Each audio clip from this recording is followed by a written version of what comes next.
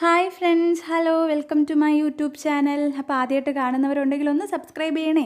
അപ്പോൾ ഞാൻ ഇന്നിവിടെ വന്നേക്കുന്നത് നമ്മുടെ പനിക്കൂർക്ക അല്ലെങ്കിൽ നവരയിലയുടെ കുറച്ച് ഗുണങ്ങളുമായിട്ടാണ്. ഇത് കുട്ടികൾക്ക് എങ്ങനെയൊക്കെ ആണ് കൊടുക്കുന്നത് എന്നൊക്കെ പറയാനായിട്ടാണ് ഞാൻ വന്നത്.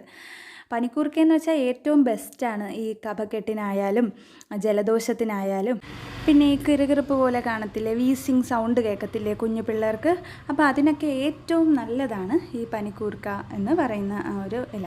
വളരെയധികം ഔഷധ ഗുണങ്ങളുള്ള ഒരു ഇലയാണ് ശരിക്കും പറഞ്ഞാൽ ഇത്. ഇപ്പം വീടുകളിലാണെങ്കിലും നമുക്ക് നട്ട് പിടിപ്പിച്ച് കഴിഞ്ഞാൽ പെട്ടെന്ന് പിടിച്ചോളും. ഇത് എവിടെയാണെങ്കിലും ഏത് ക്ലൈമറ്റിലാണെങ്കിലും ഇത് പെട്ടെന്ന് തന്നെ വേര് പിടിച്ച് വളർന്നോളും. അപ്പോൾ ഇത് കുഞ്ഞുങ്ങൾക്ക് ഉള്ളിൽ കൊടുത്തു കഴിഞ്ഞാൽ ഏറ്റവും നല്ലതാണ്. കഫം കെട്ടുണ്ടെങ്കിൽ അതൊക്കെ പെട്ടെന്ന് അങ്ങ് മാറും നമ്മൾ ദിവസവും കൊടുക്കുകയാണെന്നുണ്ടെങ്കിൽ. അപ്പോൾ ഇത് എങ്ങനെയാണ് കുഞ്ഞുങ്ങൾക്ക് ഉള്ളിൽ കൊടുക്കുന്നതെന്ന് ഞാൻ പറഞ്ഞു തരാം. അപ്പോൾ നമ്മൾ പനിക്കൂർക്കയും കുറച്ച് തുളസി ഇലയും കൂടി എടുക്കണം. അപ്പോൾ ഇത് രണ്ടും കൂടി എടുത്ത് ഒന്ന് നന്നായിട്ട് കഴുകി അതിൻ്റെ ആ ഇല മാത്രമായിട്ട് സെപ്പറേറ്റ് ചെയ്ത് ഇതുപോലെ എടുക്കണം. അപ്പം നന്നായിട്ട് കഴുകി ക്ലീൻ ചെയ്തിട്ട് വേണം ഇങ്ങനെ ചെയ്യാനേ. എന്തെങ്കിലും ഉറുമ്പോ ചെറിയ പ്രാണികളോ ഒക്കെ അല്ലെങ്കിൽ കാണും. അപ്പോൾ ഇങ്ങനെ എടുത്തിട്ട് നമ്മൾ ഇങ്ങനെ ഇതുപോലെ ഒരു കുഞ്ഞു പാത്രത്തിൽ ഒന്ന് വാട്ടിയെടുക്കണം.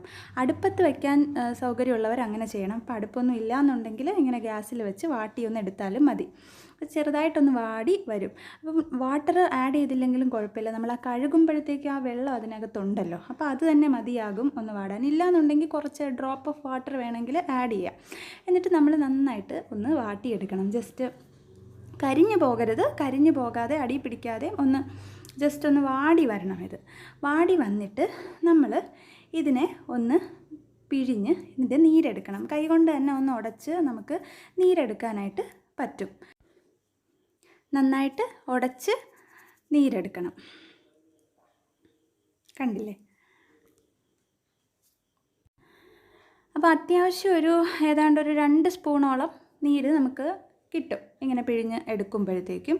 അപ്പോൾ കുഞ്ഞു പിള്ളേർക്ക്, തീരെ ചെറിയ പിള്ളേർക്കൊക്കെ ആണെങ്കിൽ ഒരു 2 മന്ത് എബോവ് ഉള്ള പിള്ളേർക്ക് വരെ കൊടുക്കാം കേട്ടോ. പിള്ളേർക്ക് മുതൽ കൊടുക്കാം ഇത്. അങ്ങനെയുള്ള കുഞ്ഞുങ്ങൾക്ക് ബ്രസ്റ്റ് മിൽക്കും കൂടി ഇതിൽ കുറച്ച് ആഡ് ചെയ്തിട്ട് കൊടുക്കാം. അപ്പോൾ 2 വയസ്സിന് മേലെയുള്ള കുഞ്ഞുങ്ങൾക്കാണ് കൊടുക്കുന്നതെങ്കിൽ കുറച്ച് ഹണി ഉണ്ടല്ലോ, തേനും കൂടി ഇതിൽ ആഡ് ചെയ്തിട്ട് അത് നന്നായിട്ട് മിക്സ് ചെയ്തിട്ട് അത് കൊടുക്കാം. ഉള്ളിൽ കൊടുത്തു കഴിഞ്ഞാൽ നല്ലതാണ്. എന്തായാലും ഹണി നല്ലതാണ്. ഈ ചുമയ്ക്കാണെങ്കിലും കഫക്കെട്ടിനൊക്കെ ആണെങ്കിലും ഹണി നല്ലതാണ്. അതിൻ്റെ കൂടെ ഈ പനിക്കൂർക്കയും കൂടി ആകുമ്പോഴത്തേക്കും വളരെ നല്ലതാണ് കുഞ്ഞുങ്ങൾക്ക്. ഇപ്പം ജലദോഷമൊക്കെ സ്റ്റാർട്ടിങ് ആവുമല്ലോ കുഞ്ഞുങ്ങൾക്ക്, അപ്പോൾ തന്നെ ഇത് കൊടുത്തു കഴിഞ്ഞാൽ അവർക്ക് നല്ലൊരു റിലീഫാണ്. ആ ഒരു റണ്ണിങ് നോസൊക്കെ പെട്ടെന്നങ്ങ് മാറും. അതുപോലെ തൊണ്ടവേദനയ്ക്കൊക്കെ ആണെങ്കിലും നല്ലതാണ്.